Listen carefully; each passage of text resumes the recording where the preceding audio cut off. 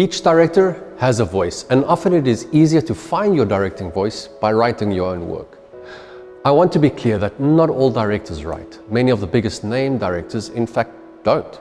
Fincher, Kubrick, Spielberg, none are credited as writers, but I assure you that they work extremely close with their respective writers to get the story that they want to tell. If some of you have an inkling that you might want to write, here are some things to think about and try when writing your script. Tell a story that you want to see. Don't be afraid to show the world what you find interesting and entertaining. Delve into the ideas that make you tick and draw from that. I'm not saying you have to be autobiographical, but enter your own inner world and find a story that is percolating there and bring it to life. Writing is rewriting, and this for me is the hardest part of writing. It takes so much willpower and effort to complete a first draft, only to throw most of it away as you progress towards your shooting draft.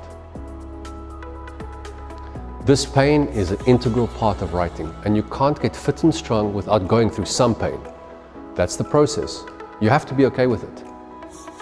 Read, read, read.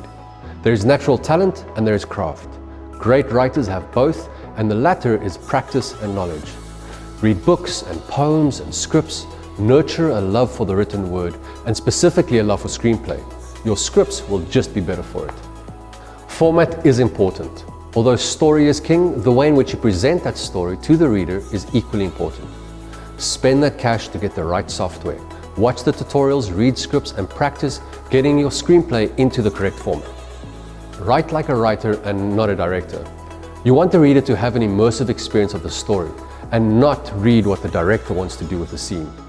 This might mean leaving out camera movements, blocking instructions, and editing notes to at least keep them to a minimum and really add them only if they serve the story. Don't be afraid of failure. The wonderful thing about writing is that you can just delete what you don't like. So if it's a bad scene, try it again.